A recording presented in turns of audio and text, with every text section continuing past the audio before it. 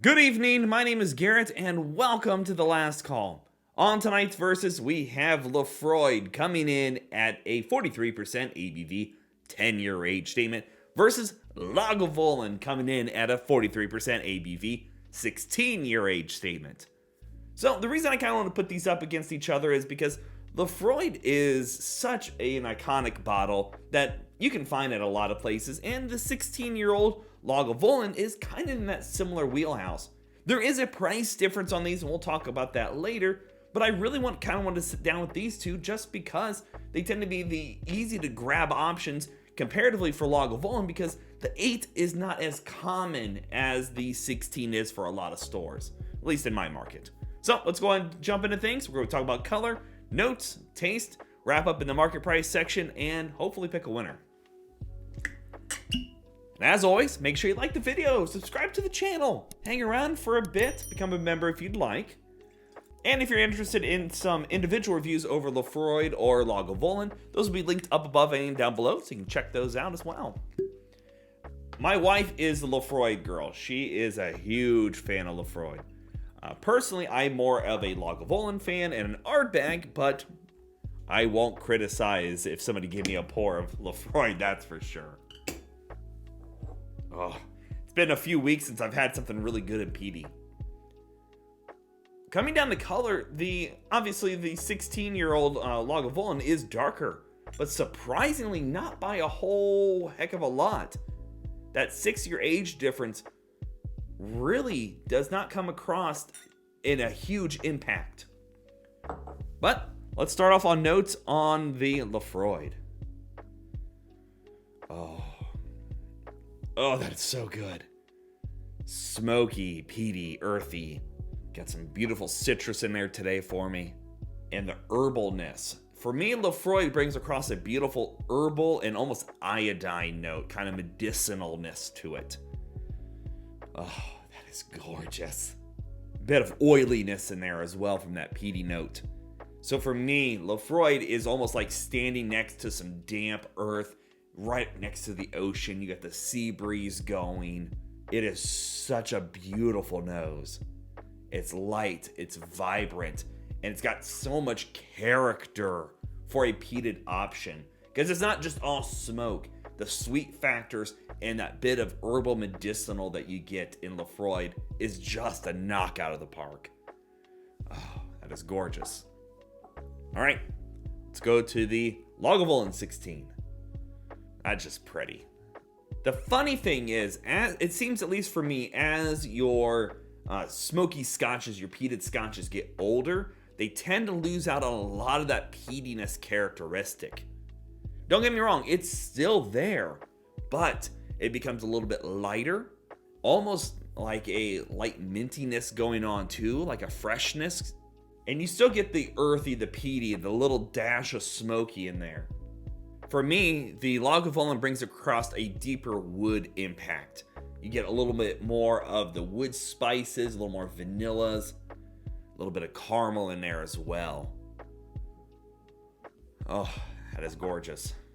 And as you go back here now, the Laphroaig is actually pulling out some more like sawdust, almost like freshly cut wood. Oh man, that's really opening up well. Especially putting it against the Lagavulin here, because this is more, it's just got this bigger age to it. You can tell it's not as lively, it's a little more laid back, and the oak profiles are well rounded in here, so you get all the characteristics of a smoky scotch, but it's laid back, a little tamer, and it's got this more refined nose to it, where everything's not like big spikes of bursts of flavors, where everything kind of has melded together, being more cohesive. Let's go for taste on the Laphroaig. It's hard not to smile. Man, it's earthy, it's smoky, it's peaty, it's bitey on the palate.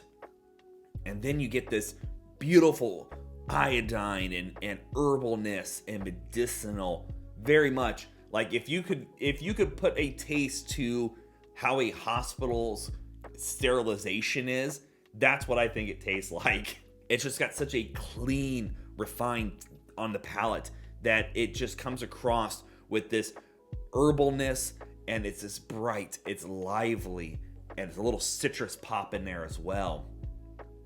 Second sip here, I'm getting a little bit of that oakiness going on, and it is still just as smoky, peaty, earthy right there. But then it's just still get this beautiful oaky, smoky, peaty vanillas, and then this herbalness that really just rides it home here in the finish. Laphroaigs are hard to argue with. They're just such a gorgeously done sip. Their profile is exquisite coming out of Islay territory. Let's go for a sip on the Lagavulin.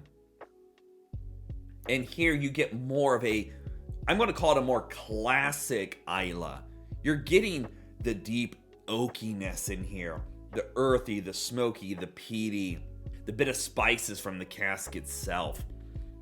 And then it just kind of just mellows out on the palate. It is definitely a more refined taste. It doesn't have all this big booming character because all those flavors have gotten to meld together over 16 plus years, which is phenomenal. The best thing I say is this has all your big pops of flavor, your energy going on. Where here, this is the lounge chair. This is you cracking open a book on a rainy day, sitting in that your recliner, where it's just you want to sit there and just be mellow and just take it all in. That's what the Lagavulin brings across, a more refined Islay Scotch. Get a little citrus in here as well, almost like just a little spark of like a lemon, and then just kind of goes back into the oiliness with that earthy, peaty, smoky. It is a great sip. Neither of these at the end of the day are a bad sip. I cannot argue with either of them. I'm a huge fan. Again, as you see, I'm a huge Scotch fan in general, but both of these are phenomenal sips. But let's talk about market price, because we all know market price is market price, and it's always going to vary. I can pick this up in my market for about $54, which honestly is a really solid price. Whereas the Lagavulin cost me about $91. Now, looking around, this does vary. Sometimes it goes up into the 60s, and you can really find some higher dollars on this one. Whereas the Lagavulin, you can actually see this go up into the $100, $105. So not as big of a spread, but it does happen. The question is, when it comes down to it, which one am I grabbing? Honestly, it depends on the occasion. If I'm looking for a good daily sipper in the Islay territory, Laphroaig is fantastic. It is a great price point for me, 10-year age statement. It is everything you want in a smoky Scotch. However, if it's a little bit, maybe it's a Friday or it's a more of a special occasion, the Lagavulin 16 is where it's at. It's got that more refined palate. That extra 6-year difference really makes things cohesive and just makes it more mellow. This is an easy sipper. Just because of its price, I wouldn't necessarily want this as my daily drinker. I think paying almost $90 to $100 plus would be a little too high in my books. But over here, for a good daily sip, or if you're wanting to get into smoky scotches, I can't discredit Laphroaig at all. So honestly, it's a tie at the end of the day, but both of these are phenomenal sips, especially if you're looking to get into these smoky territory. This is going to give you a little more character, or this is going to give you a little bit more smokiness to it. But at the end of the day, pour yourself a glass of each and enjoy them both equally.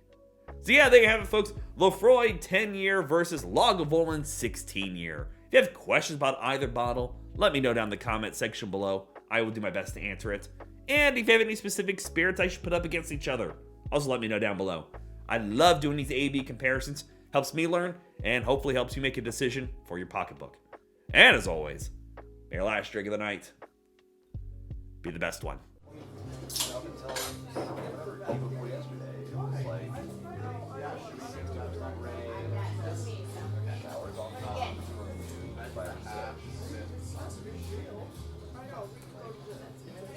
You know, I really like it might